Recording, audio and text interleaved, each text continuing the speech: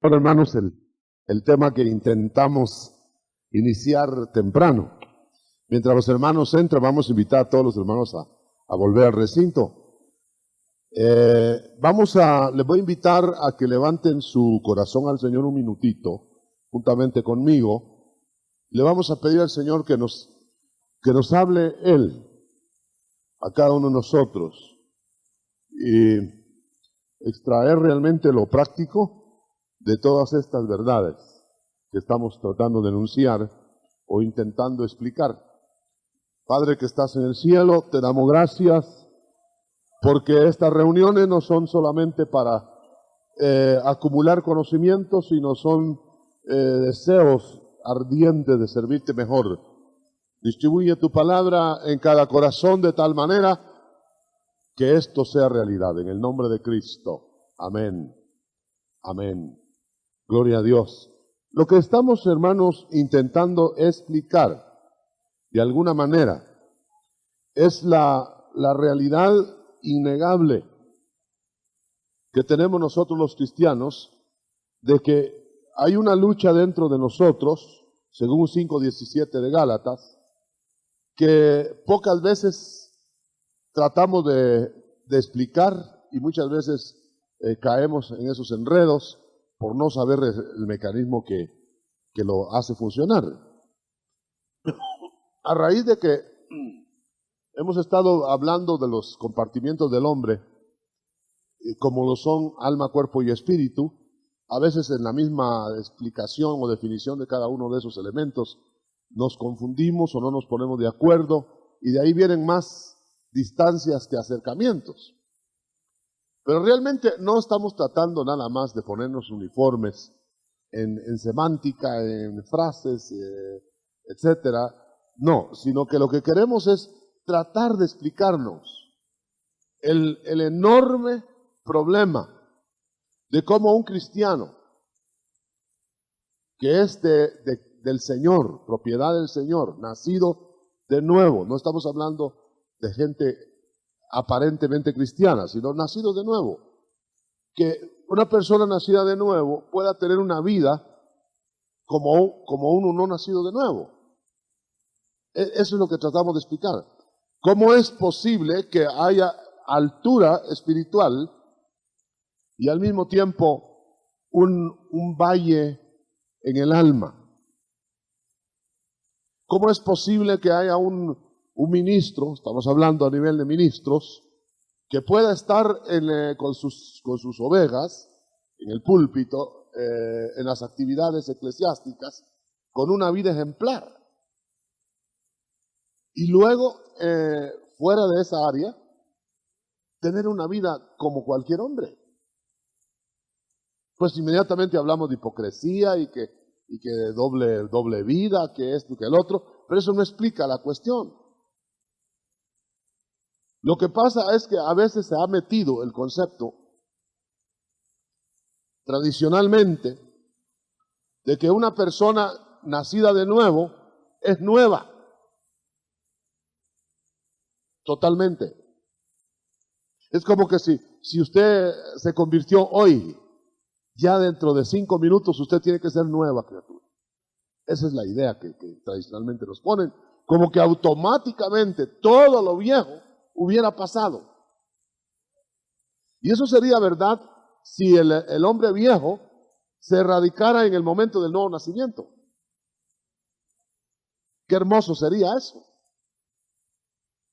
Pero eso no es la realidad. Mire que dice 5:17 de Gálatas, porque el deseo de la carne, el hombre viejo que está en nosotros, es contra el espíritu. Y el del espíritu es contra la carne. Hay una lucha. Y estos se oponen entre sí para que no hagáis lo que quisierais. Tratamos de explicar ese conflicto. Es evidente que entonces podemos sacar como una conclusión de este verso que para evitar el pecado en nosotros los cristianos tenemos que andar en el Espíritu. Una persona andando en el Espíritu puede evitar el pecado, pero una persona cristiana que anda en la carne, que ya se acostumbró a andar en la carne, la vida carnal es su diario trato, esa persona no puede evitar el pecado. Los deseos lo van a enredar en cualquier momento, es decir, en la primera oportunidad que pueda, va a pecar. Y claro, como está ante una congregación, ante ovejas, etcétera, entonces va a tener que esconder los pecados, va a tener que estar haciendo alguna forma para disimular esos pecados. Entonces, ¿cómo está, hermano? Vamos a decir, el hombre que viene al Señor para nacer de nuevo, que es traído por el Padre, según lo dice Cristo mismo, es traído por el Padre. Nadie viene a mí si mi Padre no lo trae. Quiere decir que hay un trabajo exterior primero en la persona que va a ser llevada a Cristo. No es iniciativa de la persona, es iniciativa de Dios. Entonces Dios va a trabajar de alguna forma, y algunos intentan explicar eso, que debe haber algún trabajo ancestral, algún trabajo mucho antes de que nosotros naciéramos. Va a haber un trabajo previo, como lo fue el trabajo que se está efectuando indudablemente en Timoteo, desde la generación de su abuela. Está el Señor ya trabajando en la abuela, no pensando tanto en la abuela de Timoteo, sino en Timoteo. O sea, hay un trabajo del cual nosotros de infraestructura le podríamos llamar. No nos vamos a meter en ese tema, porque ese tema es profundísimo. Y de ahí nos han inventado por ahí, que andamos diciendo nosotros que somos reencarnaciones ahora. Y cosa que no es verdad. Lo que estamos diciendo que debe haber un trabajo previo al individuo que va a ser salvado de parte de Dios, que seguramente trabaja por el Espíritu Santo afuera del individuo para llevarlo. Por eso es que cuando nosotros llegamos a Cristo, generalmente parece a veces casual que llegamos a Cristo. Como que de repente dimos con una iglesia, como que de repente nos encontramos con un pastor o con X persona que nos llevó al Señor. Eso no es una casualidad, eso es un trabajo previo.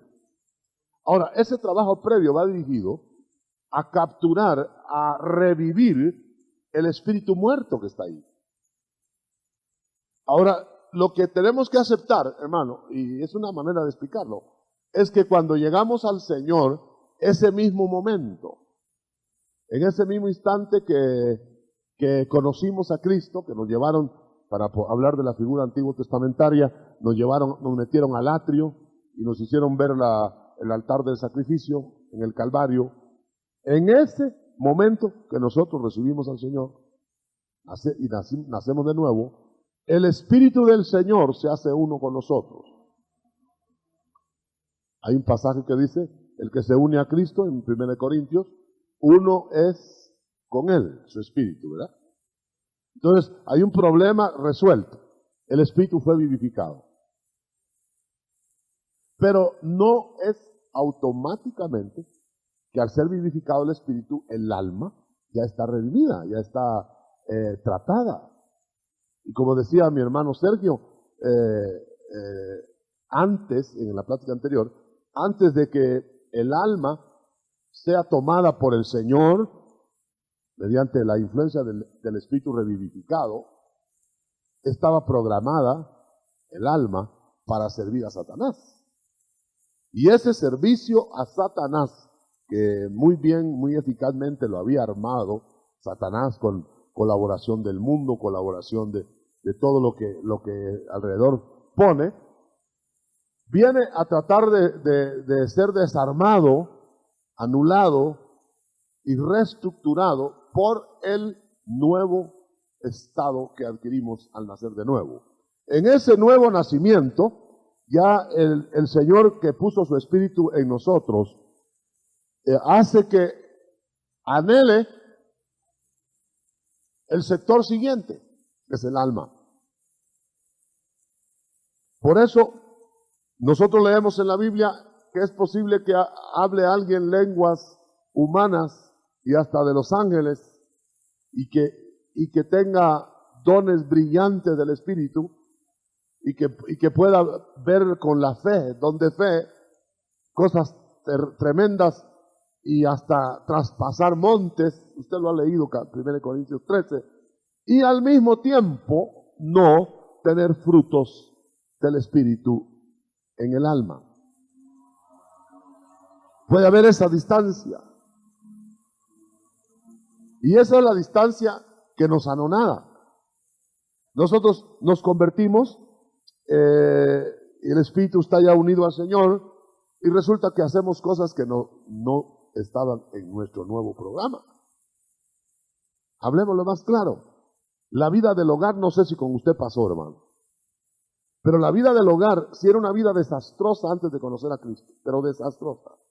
Al punto de divorcio, a punto de algo peor que divorcio. Y luego viene a Cristo. Y usted ahora con buenos propósitos, el Espíritu está presto para mejorarse, para elevarse, pero luego encuentra que la vida del hogar así baja, sigue. O no sé cuántos se hacen espirituales inmediatamente y cuántos se mantienen ya en esa albura. Yo creo que no.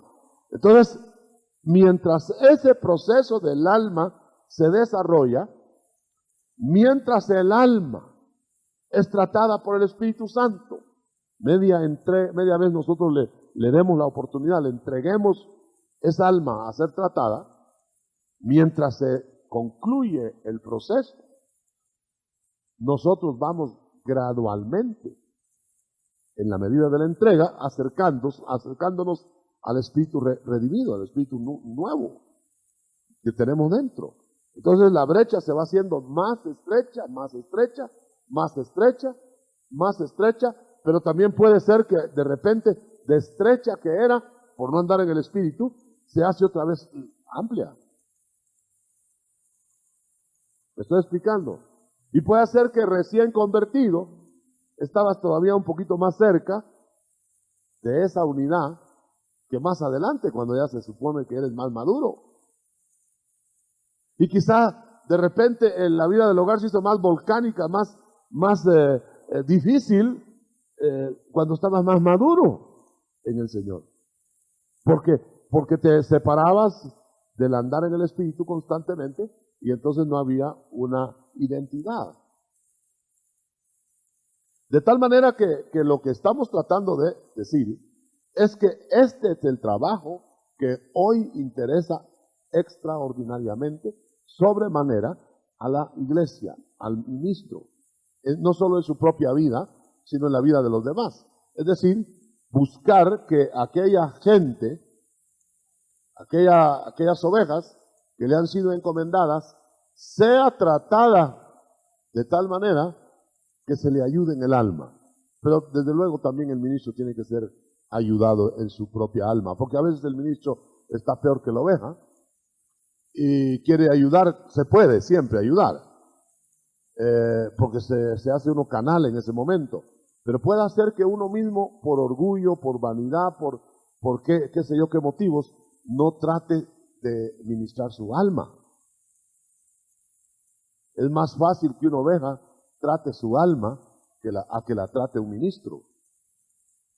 A veces un ministro tiene tanta carga adentro de su alma que todo lo que hace es sacar resentimientos. Y resentimientos, y resentimientos, y resentimientos. Entonces, el trabajo máximo de la iglesia hoy, esa edificación de Efesios 4:11, hasta que todos seamos edificados a la estatura del varón perfecto, todo eso, ese es el trabajo en el alma. Yo creo que tiene que disminuir la cantidad, si podemos llamarle cantidad de horas, que se emplean en estar echándole fuera demonios a personas que habría que, en ese caso, echarles entera el alma para afuera. Porque hay gente, hermano, que cada berrinche y cada cosa que hace, la atribuye a demonios. Y se llega hasta el caso de que atribuyen al Espíritu Santo lo que hicieron. El Espíritu Santo me indicó. El Espíritu Santo fue el que me dio ese mensaje donde garroteé a medio mundo y se quedó muerto todo el que estaba enfrente. Pero fue el Espíritu Santo el que me lo dio. ¿Qué hago yo? Yo solo hablo. ¿Me entiende? Lo que pasa es que no le han raspado el alma a la tal persona. Hay que poner el alma, hermano. Donde tenemos las lacras, donde tenemos el rencor, contra quién estamos. Es como aquel papá y aquella mamá que cuando se pelean ellos, le cae al niño, al muchachito, le dan, por una mala mirada, le dieron 2, 3 tundas, porque se lo hubieran querido dar al marido o el marido a la señora, pero se la dan al niño. Entonces, tenemos que comprender que hay una separación de alma y espíritu hasta que el alma tratada pueda ser reintegrada a la unidad. Y entonces las áreas del alma que nos están lastimando van a ser dominadas por el espíritu, dominadas por el espíritu y dominadas por el espíritu. Hay una diferencia entre el espíritu y el alma. El espíritu ya se le trabajó para hacer unidad con Cristo. En cambio, al alma se le está trabajando. Y cada día tenemos necesidad. Usted tiene necesidad de exponer su área. Yo tengo mi área que exponer. Claro, entre paréntesis, esto no quiere decir que hasta que estemos perfectos vamos a trabajar con la gente. Porque entonces, ¿cuándo vamos a trabajar con la gente? Es decir, estando aún así, se puede trabajar con las ovejas. Porque no se está poniendo de ejemplo el ministro cuando está con una oveja. No se le está diciendo al ministro, a la oveja, mira, tú tienes que ser como yo, mírame a mí. No. Uno está trabajando con la oveja para reintegrar esas áreas del alma y uno mismo está tratando sus áreas, y es sincero. Para que no le resulte aquella lapidaria frase de Romano, enseñas a otros, enseñador de ciegos y de niños, enseñas a otros y a ti mismo no te enseñas. Quiere decir que la tarea, ¿cuánto va a durar? Esa tarea de nivelar el alma, unir el alma en concierto para agradar a Dios todo el tiempo. Pues va a durar cuanto tú resistas. Yo creo que muy poca gente logra esa comunión antes de morirse.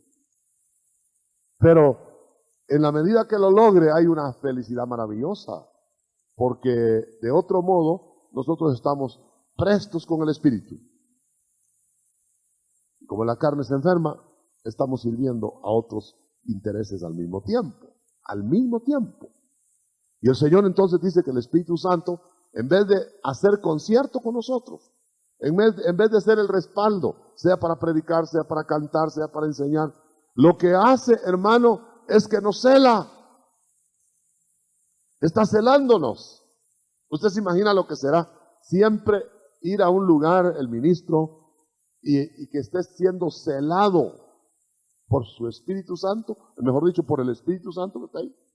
El Espíritu Santo le está demandando, el Espíritu Santo le está pidiendo, y sin embargo no cede en esa plana. Entonces el Espíritu Santo se contrista o se apaga. Entonces el ministro tiene que seguir por su propia cuenta, hablando por su propia cuenta, enseñando por su propia cuenta, aquello frío, sin ningún sentido espiritual. De tal manera que se vuelve una rutina religiosa, su tarea. Y ahí puede empezar el desastre más grande para cualquier ministro. Ya se le hace a él mismo, se le hace tediosa la tarea. Ya no es deseo predicar, como decía Pablo, me siento constreñido a hablar, sino que es tengo que predicar. Es diferente. Pero cuando ya, imagínense, cuando se hace tedioso para el mismo ministro, ¿cómo será para el pueblo? ¿Cómo será para el pueblo notar que su ministro, su pastor, ya no tiene de dónde sacar? Es una cosa fabulosamente terrible, tétrica, porque el mundo religioso cristiano está lleno de profesionales de su tarea. Yo creo que cada vez tiene más técnicos, cada vez tiene más preparados para eso, entre comillas preparados, pero el Espíritu no se ha metido en nada. La mejor preparación, y yo creo que la básica preparación, es llamar a los discípulos del Señor y ponerles a trabajar el alma, mejor dicho, ponerse a trabajar en el alma. Nunca los discípulos del Señor Jesucristo, en la primera parte, en la parte antes de la cruz, estuvieron nivelados en el alma. Cargaron sus lacras hasta el final. No cedieron el terreno, aunque se les cambiaba nombre. Tenían siempre arrastres de la vieja naturaleza, del viejo hombre que estaba dentro. Hasta que llegó el Espíritu Santo y se metió en ellos, y ese Espíritu Santo, en la medida que ellos se dieron, cuando entendieron la realidad de la resurrección de Cristo, se dieron totalmente. El Espíritu los llenó en tal forma, hermano, que aquellos hombres eran manejados por otro, ya no por ellos mismos. Y esa unidad del alma con el Espíritu constituye el éxito ministerial, para hablar a nivel de éxito ministerial. Esa es la razón por qué el Señor Jesucristo mismo, el gran maestro, el mejor maestro, no quiso tener alumnos en frío. No quiso tener siempre alumnos que se llenaran la cabeza de conocimiento. Era necesario, era una etapa, pero una vez que se logró lo que él tenía que ponerles, la parte que tenía que ponerles, porque había algo más que les iba a dar después, les dijo, ahora les toca llenarse del Espíritu. Y después vendrá el mismo Espíritu y volverá y dará lo que falta, pero que ahora no lo pueden sobrellevar. Ahora, hermano, la iglesia no se puede sustentar solamente con lo que se puede llevar ahora. Tiene que sustentarse con lo que se tendría que revelar por Espíritu. Lo que a los discípulos se les dijo, lo tendrán después. Y el Señor Jesucristo mismo dijo, ahora ya se terminó la etapa de enseñanza exterior, me voy y viene el otro que les va a dar la enseñanza interior y les va a aplicar la enseñanza. Esta es la etapa que nosotros comprendemos que es la que más le interesa a la iglesia. ¿De qué sirve, hermano, uniformar una iglesia entera? Como me lo pedían a mí antes, al principio, que me pusieran en la puerta a ver cómo llegaban vestidos, cómo llegaban peinados, y que solo dejaran entrar a los que llenaran ciertos requisitos. ¿Cómo se podría uniformar una iglesia exteriormente? Se podría tener una iglesia modelo, si quiere usted, hasta con sandalias y con toga y con el pelo hasta cierta altura. Eso se podría hacer, siempre quienes estuvieran dispuestos, siempre hay dispuestos para todo, ¿verdad? Pero ¿qué ganaríamos? Un desfile para que vean la iglesia perfecta. Allá van con impecables de ropa, modestos, sin ostentación, sin deshonestidad, sin esto y el otro. Pero ¿quién arregla las intenciones del alma? Solo el Espíritu, usando un ministro en el Espíritu, no una psicología humana. Porque tratar de convencer al viejo hombre que haga eso es engañarnos. No se trata de educar al viejo hombre, no se trata de un arreglo parcial del viejo hombre. No, hermano, al viejo hombre no hay que educarlo en ese sentido. Despojados del viejo hombre, dice. Es negarse. Renovar la mente. Ya lo oyeron. Y luego, vestidos del nuevo, que según la imagen del que lo creó. Ahí está el asunto. Es una copia espiritual del que quiere andar en el espíritu, del andar del Señor. Esto no se aprende en escuelas intelectuales. Eso no se aprende por costumbres, por educación. Se aprende por espíritu, pero tienen que haber ministros. que hagan la tarea. Gloria al Señor. Entonces la tarea de la iglesia para mí debe enfocarse ahora específicamente o especialmente más que aún a la evangelización, porque esto es previo, aún más que a enseñar doctrina y aún más que a el echar fuera demonios, es ver cómo está el alma, el estado anímico del creyente y tratarlo. Porque las cartas de derecho de los demonios son asuntos del alma. Puede una gente deprimida por carne, dar lugar a demonios que deprimen. Ya son dos fuerzas.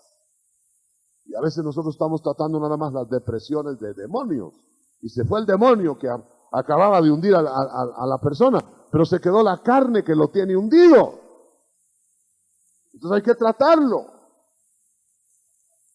Hermano, si vamos a ocupar una hora, para decir algo, en tratar a una oveja, ¿cuánto vamos a emplear en estarle echando fuera demonios? ¿Y cuánto vamos a emplear en tratarle su alma? ¿Y cuánto vamos a emplear en enseñar la doctrina del Señor? ¿Cuánto tiempo? Hay que distribuir el tiempo.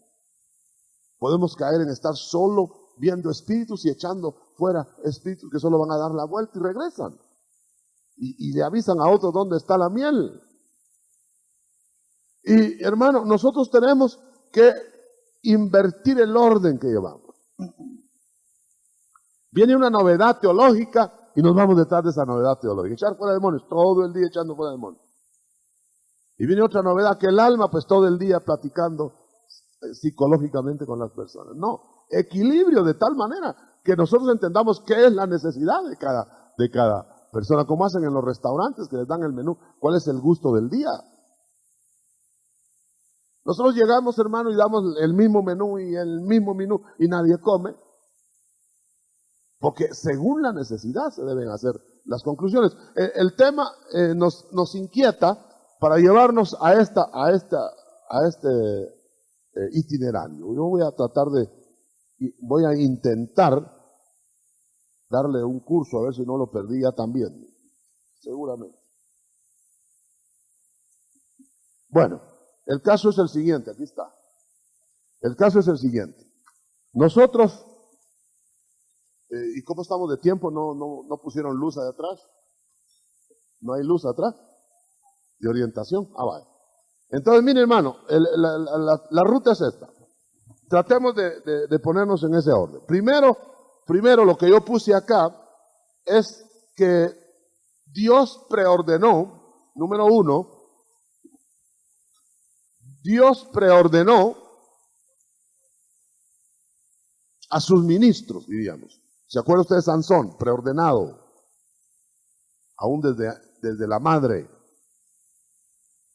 Y le hizo su programa. Pero luego ese programa lo trata de alterar. Número dos, lo trata de alterar el alma que no está ordenada para realizarlo.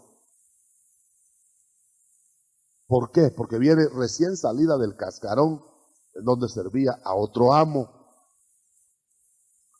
Entonces, este estado de nuevo nacimiento que encuentra adentro una fuerza contraria en el alma, tiene que pelear esa batalla. Entonces viene el Espíritu Santo, que es el auxiliador, el que va a realizar la tarea, porque aquí es donde viene la diferencia, hermano querido, ha habido un cristianismo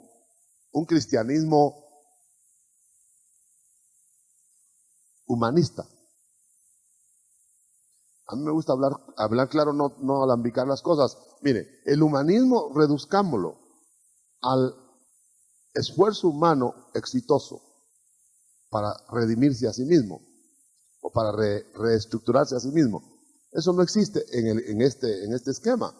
O lo hace el Espíritu Santo en la medida que nosotros nos ofrezcamos en el alma, o no lo va a hacer nadie.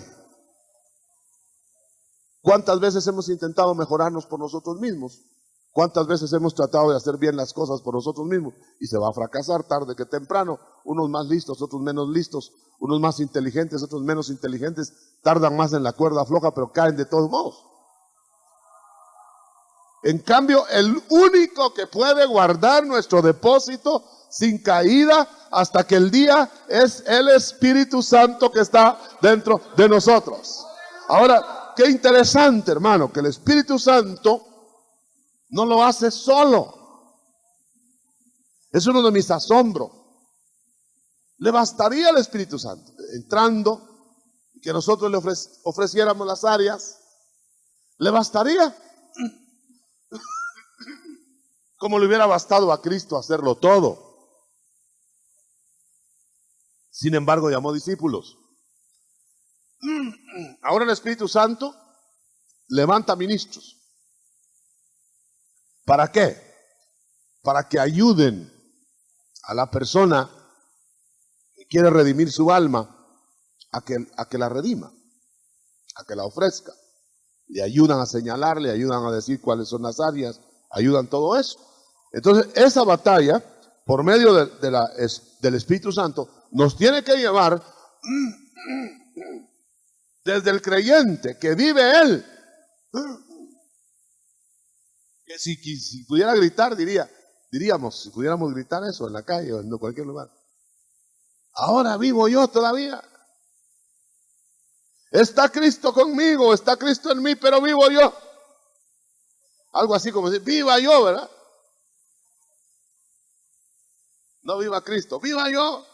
Entonces, pero poco a poco, el Espíritu Santo, en la medida que le vamos entregando las áreas, va dominando al alma. Hasta que el Pablo de nuestra Biblia pudo decir, ahora ya no vivo yo. Y eso le llamo yo la primera fase, ya no vivo yo, ya se ofreció totalmente. Pero ahora empieza a vivir Cristo. Es otra progresión. No está la imagen desde el primer día. Se va formando, se va aclarando hasta el día final. ¿Hasta qué? Hasta que se diga, vive Cristo en mí. Ya se acabó el hombre, solo para sus menesteres mínimos. De ahí lo demás dice, todo lo vivo para aquel que me compró. Ahora, esa victoria, hermano, de la nivelación del espíritu con el alma, en donde los deseos del alma ahora son hacia una proclividad del espíritu, porque ya el espíritu logró dominar esas áreas.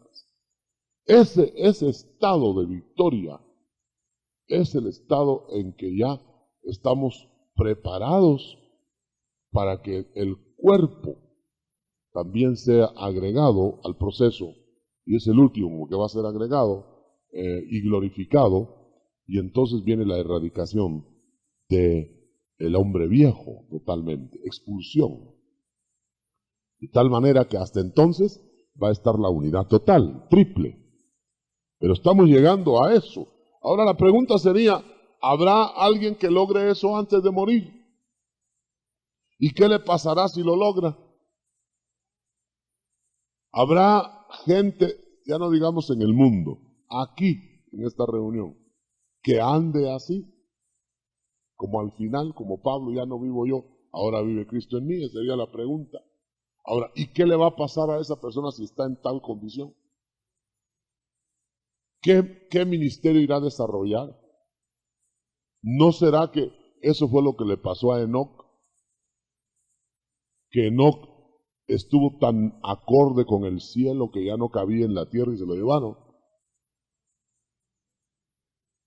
Es un intento de explicación. ¿No será que el Señor de ahí procede a glorificar el cuerpo? ¿No será? Y ahí tenemos una serie de conclusiones. ¿No irá a estar así la iglesia a la hora de ser arrebatada?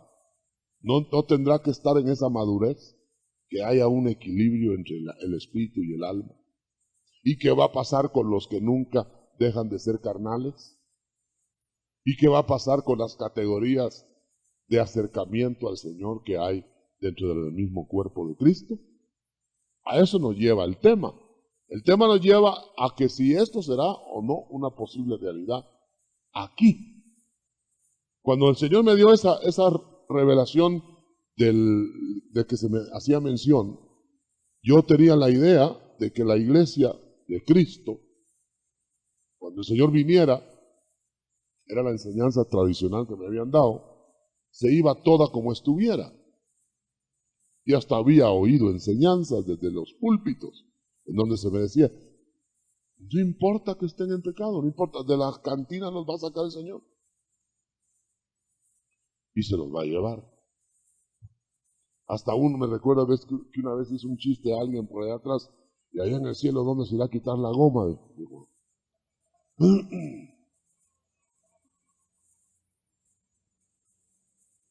pero cuando se me dio esa revelación, se me hizo entender que el Cristo glorioso no se va a casar con una niña,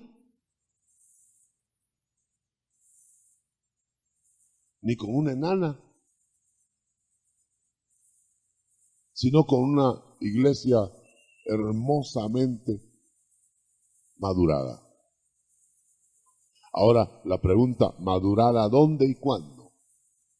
Aquí en la tierra. Los problemas del alma son aquí, hermano. Esa dualidad, esa diferencia es aquí. Entonces, aquí es donde se tiene que emparejar. No es en el cielo. Allá no va a haber diferencia, no va a haber problema. Es el Canaán terrenal, es la vida abundante o vida estrecha aquí.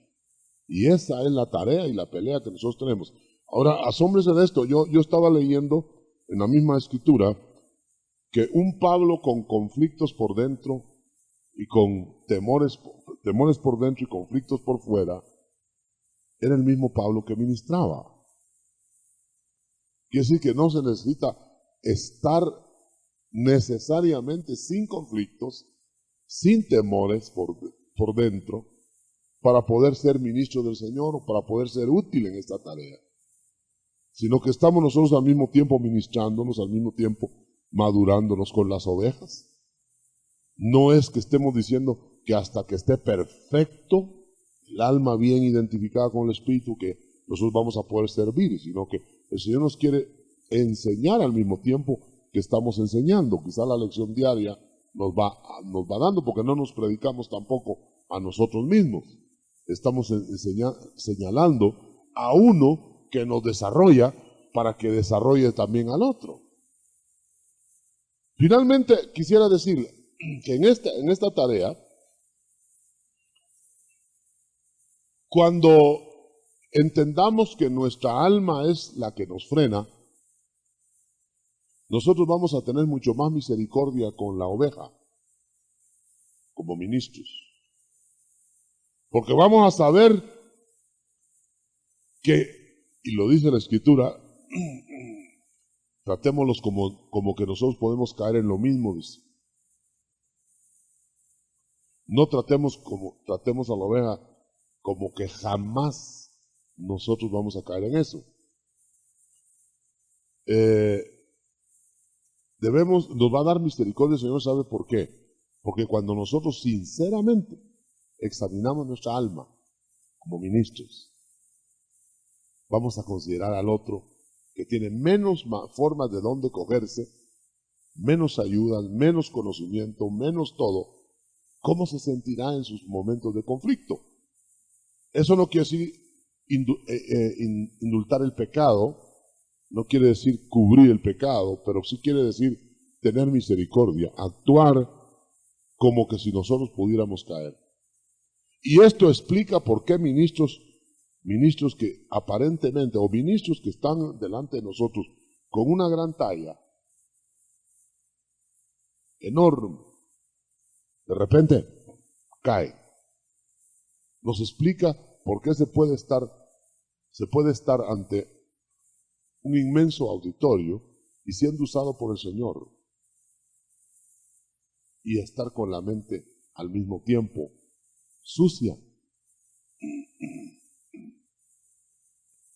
El Señor pidiéndole que la limpie, por supuesto. Y el otro no la limpia, no la limpia, no la limpia. Y puede estar siendo usado brillantemente. Y de repente nos damos cuenta de lo que pasa. De esa dualidad. Ah, era un hipócrita, no era nada. Era un hijo del diablo. Mire, sin misericordia. Pero cuando nos damos cuenta que puede haber un divorcio silencioso del alma, del espíritu, dentro del creyente más pintado, entonces nos vamos a cuidar las áreas. Puede haber un cristiano, hermano, con un área sexual distorsionada en el alma, que no la ha rendido, porque siempre se habla de que chupa o que fuma, como que fueran los pecados capitales. ¿No? Pero puede haber áreas sexuales que nadie nota, nadie ve. Puede ser un psicópata sexual que no ha rendido su alma en eso. No ha querido tratar su alma y oculta aquello y lo guarda porque ya se acostumbró, porque le da vergüenza, por lo que sea. Sin embargo, ser usado de la misma manera que el Sansón pecador era usado con fuerza para destripar filisteos. No fue instantáneamente que se le quitó la fuerza. Pero eso no aprobaba la vida de Sansón. Esa fuerza creyó Sansón que le aprobaba su vida, como quien dice, esa es un área de mi carácter, esa es mi personalidad, dicen algunos, ¿sí? Como guardándose, reservándose eso. Entonces el mayor peligro hoy día es del ministro, por no tener la humildad de ministrarse, de entregarse a Dios y reconocer ante sus ovejas errores, esto, lo otro, sino que guardar una imagen que aparentemente es de gran estatura y de repente viene el desplome y casi instantáneo. No sé cuántos comparten conmigo eso, no me han avisado con la luz todavía. Ah, muy bien. Entonces quiere decir, hermano querido, hermano amado, hermano pastor, que en esta mañana hagamos práctico eso. ¿Tiene usted su alma a la altura de su espíritu?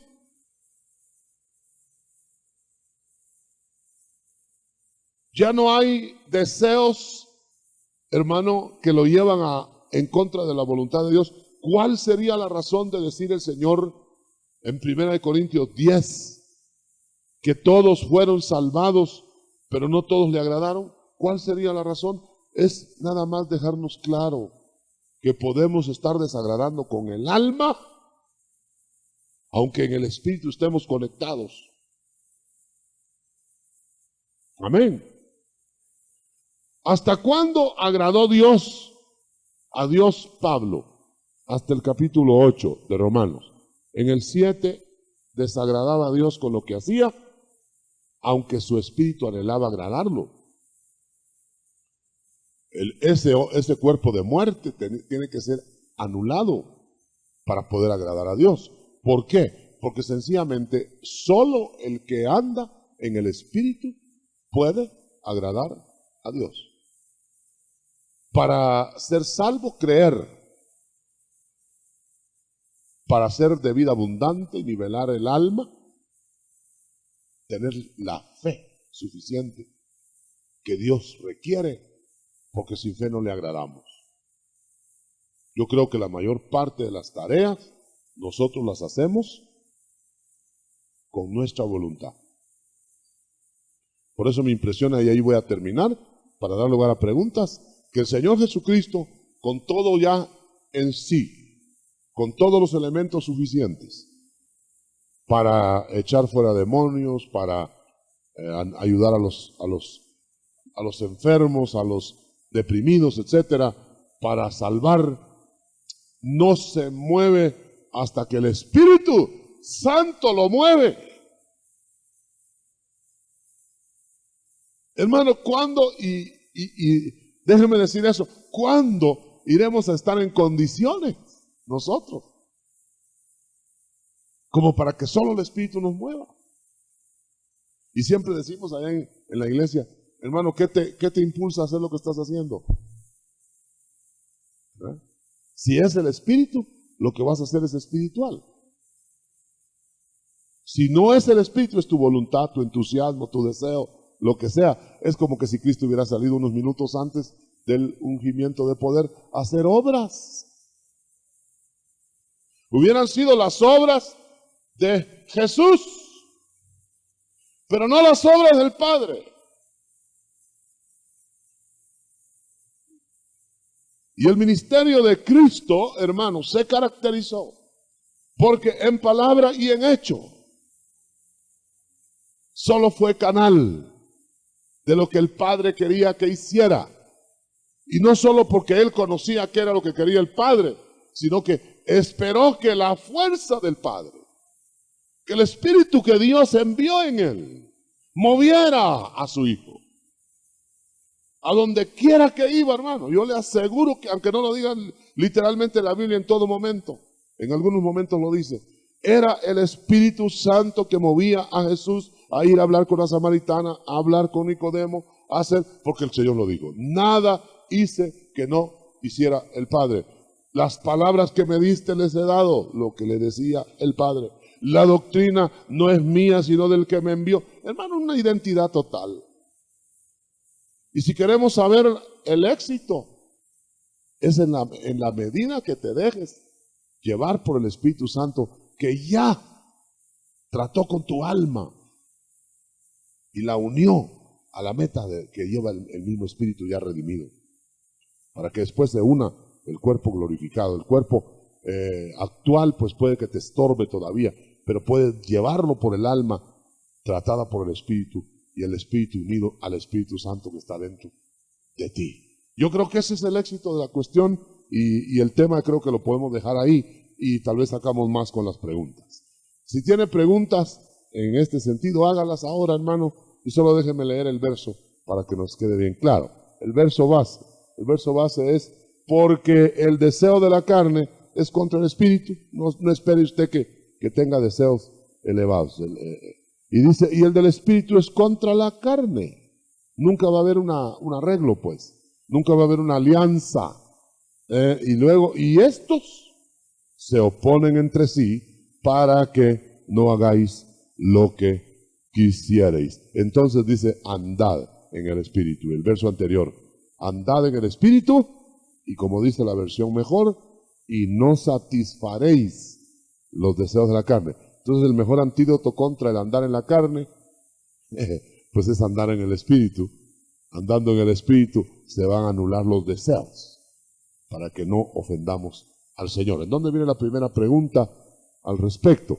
Tratemos de simplificarlas o de condensarlas para que tengan participación lo más posible. ¿Dónde? Gloria a Dios. Dios lo bendiga, hermano. Y yo quisiera aportar algo, ¿verdad?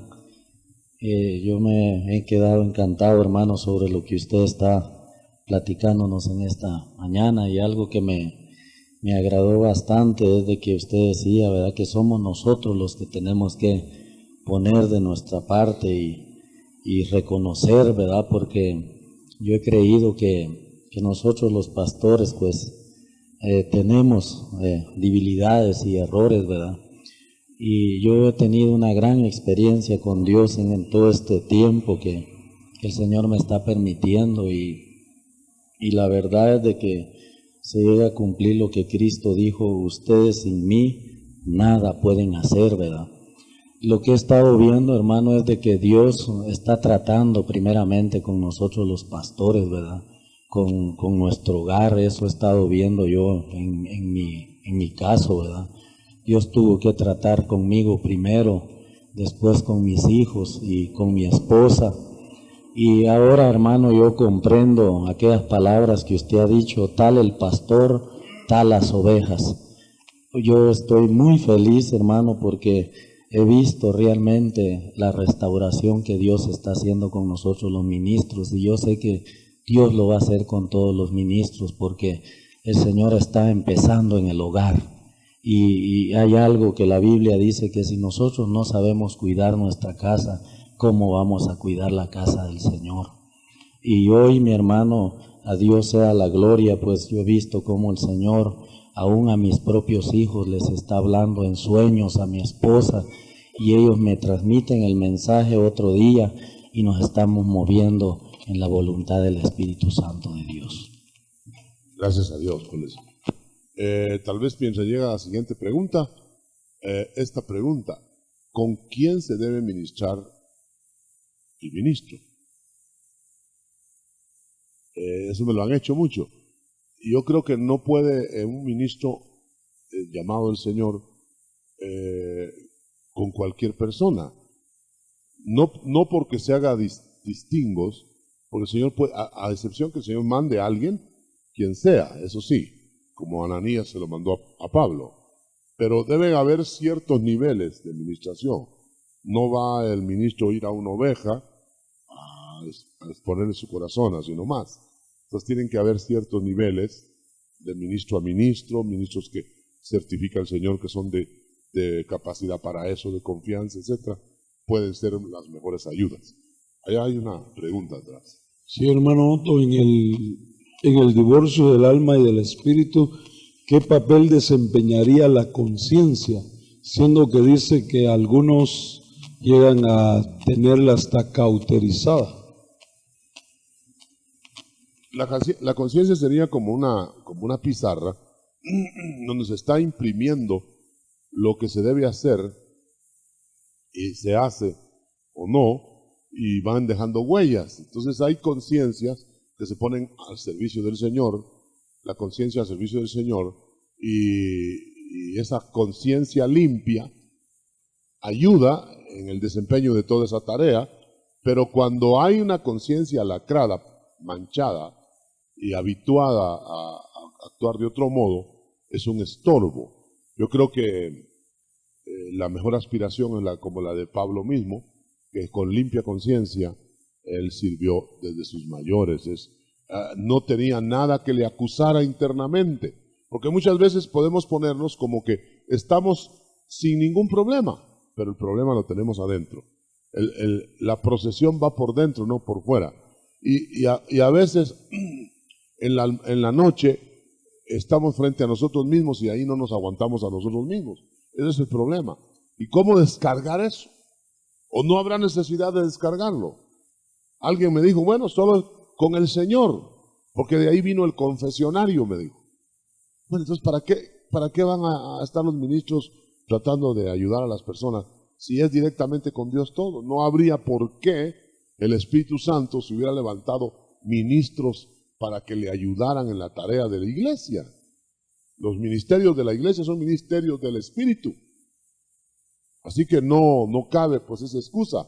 Yo creo que más bien la excusa de no querer llevar algo, esas cargas, a hombres, a humanos, es más bien un deseo de mantener la figura uno interna, porque no quiere que lo avergüence nadie. Yo no sé por qué no había llevado su carga David ante Natán. Tuvo que ser un Natán el que se la llegara a votar, ¿verdad?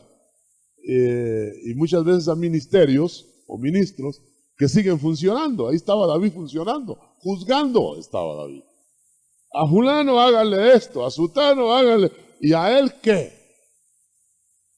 ¿Quién le iba a poner el cascabel al gato? Entró Natán y tuvo que entrar como que iba a otra cosa, fíjese. ¿Qué tal sería? Porque les quitaban el cuello a los profetas, muchos reyes. Pero ¿quién va a ir al pastor? ¿Quién va a ir al ministro? Solo los natanes. Ahora bien, deberían los ministros ir a sus recámaras y buscar una administración o algo así antes de que le tengan que mandar natanes. Porque la cosa va más en serio. Cuando vaya Natán, ya va con espada. Y puede ser que el que va a ministrarte todavía llega con algodones. Pero somos así, hermano. No queremos que nos pongan colorados, ¿verdad? O ponernos nosotros colorados ante la comunicación a humanos, a ministros. que nosotros sabemos que son del Señor. ¿Será esto confesionario, resucitar el confesionario? ¿Será esto llevar a una retrógrada a la iglesia hacia un punto en que tiene que haber confesiones con hombres? Yo creo que no, hermano, porque depende cómo se coloca. Si esa iglesia que coloca el confesionario a ese nivel lo ha hecho, es una desviación. Y nosotros lo que estamos hablando es del principio bíblico de confesarnos al Señor y reparar con los hombres. Y los hombres no nos van a perdonar lo que solo Dios perdona, el pecado, pero nos pueden perdonar las heridas que se hayan ocasionado, o nos pueden ayudar a orientar, porque a veces estamos con la cabeza caliente y no sabemos por dónde salir, y tenemos la puerta enfrente, alguien que nos diga, ahí está la puerta, pero no es que el otro nos esté perdonando, ni el otro nos esté exculpando, ni nos esté, ¿cómo le llaman eso? Dejando sin culpa, sino que es el Señor el que se va a encargar de eso. ¿Alguna otra? ¿Por dónde va así? Hermano, los cristianos que nunca divorcian su alma del espíritu y se mueren así, ¿cómo van a ser tratados? Y si hay una remuneración, digamos, a aquellos cristianos vivos que van a actuar así a esta clase de cristianos. Yo creo que ahí es donde están los galardones. Yo no creo que haya un cristiano que nunca haya tenido esa diferencia de alma, y aunque sea en el principio o en algún momento. El alma del espíritu nunca están al mismo nivel. Nadie nace, dice un autor de un libro, nadie nace cristiano. Todos nacimos manchados, y en ese momento que nacimos de nuevo, ya no estábamos identificados, había divorcio. Ahora, ¿qué pasó en el resto del camino? Y vamos a suponer, porque esa es la pregunta, que este que nació de nuevo rápidamente unió el cuerpo de muerte, le fue dominado por el Espíritu, y caminó con el Señor, y caminó con el Señor, y caminó con el Señor. Bueno, ahí vienen galardones, ahí viene vida abundante, ahí viene una serie de cosas. En el caso de Enoc, lo que pasó que Dios se lo llevó. Y yo creo que al final en la iglesia va a ser que Dios se los va a llevar. Pero ¿cómo podemos decir que va en cada caso? ¿Cuántos casos habrá acá de no divorcio, sino de nivelación de alma y espíritu? Yo no creo. Levante la mano el que esté así. Ya ve, hermano, no hay ni uno. Pero suponiendo que hubiera, ¿qué le pasaría? Esa es su pregunta, ¿verdad? Sí, la pregunta concreta es cuando un cristiano no divorcia su alma con el espíritu y llega a la muerte, le visita la muerte, hermano. No sé si me explico. ¿Será tratado después de la muerte? Es decir, que toda el alma que no limpió su alma. Ajá, exacto. Totalmente. Sí. Eso ya es otra cosa. Si no limpió su alma totalmente, yo diría que hay un trabajo siempre que el Señor, porque el Señor se comprometió a terminar el trabajo. No dice en qué momento ni qué lo puede interrumpir ese trabajo. No sería ya otro tema irnos al área de rociamientos y todo lo demás. Pero fíjense qué interesante que una persona que no logra limpiar, yo creo que es la mayoría, ¿no?, que no logran limpiar su alma totalmente para tener una vida abundante acá. Hay un trato todavía aún en la agonía, aún a la hora de morir, aún a la hora de definirse. Ahora yo creo, hermano, que para salvación, todo tiene que ser hecho de este lado de la vida. Ya del otro lado de la vida no se puede hacer absolutamente nada. Creo que decir lo contrario sería ya un tema herético. Ahora, que se trabaje con el que ya se convirtió, pero que no esté del todo nivelada su alma. Debe haber algún trabajo. Desde luego que todavía queda pendiente la glorificación del cuerpo. Desde luego que todavía queda pendiente mucho por hacerse, que el Señor puede acelerarlo, puede lograrlo, inclusive, como dijimos ya, en los momentos de morirse, en la agonía, etc. Ahí hay mucha tela que cortar, pero hasta ahí puedo llegar en la respuesta. ¿Alguna otra pregunta? Sí, hermano. Usted estaba mencionando acerca del Señor, su vida, una plena identificación con la obra de Dios. Aparentemente nunca se le vio disentir en toda su vida. El Señor creo que no tuvo diferencia. Pero sí, mi pregunta precisamente era, Getsemaní, ¿será el conflicto del alma y el espíritu?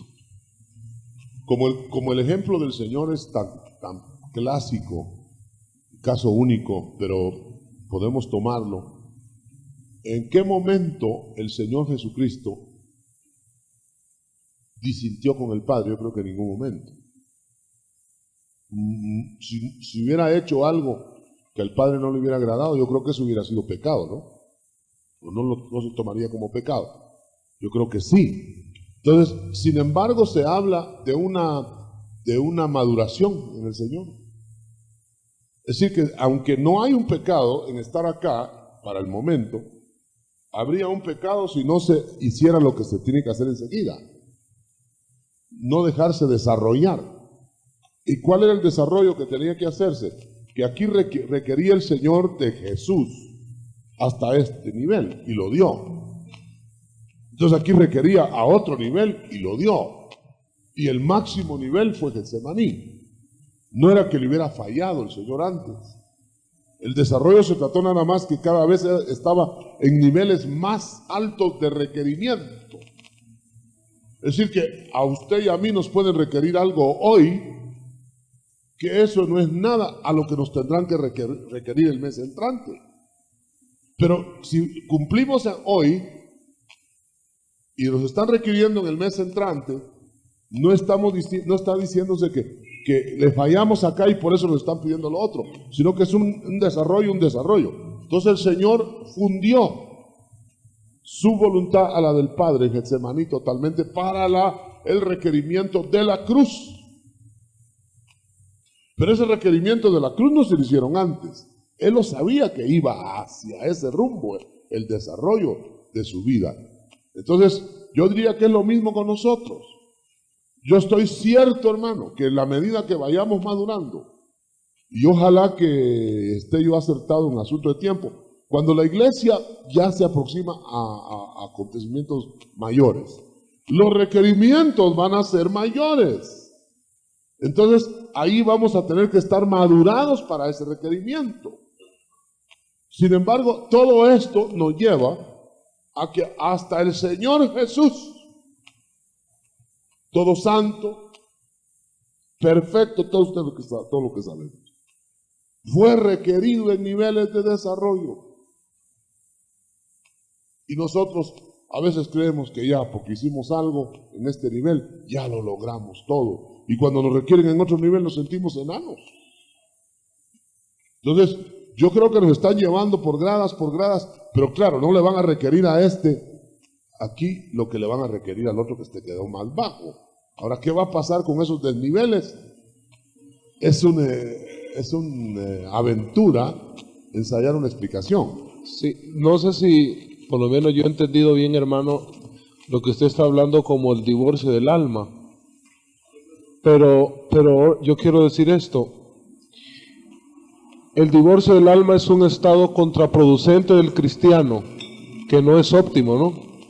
Porque el alma tiene que llegar a una unión. Y estaba recordando que dice la Biblia,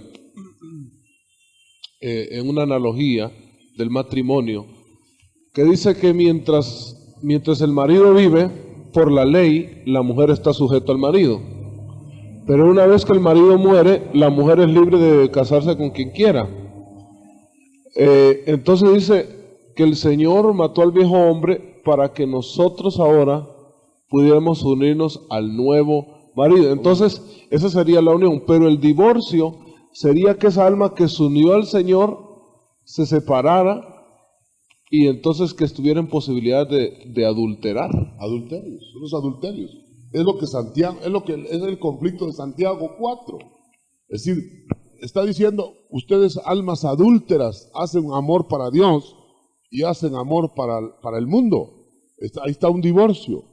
Entonces, mire hermano, mejor hagámoslo en esta forma. La pregunta, ¿es posible que un cristiano ande en la carne?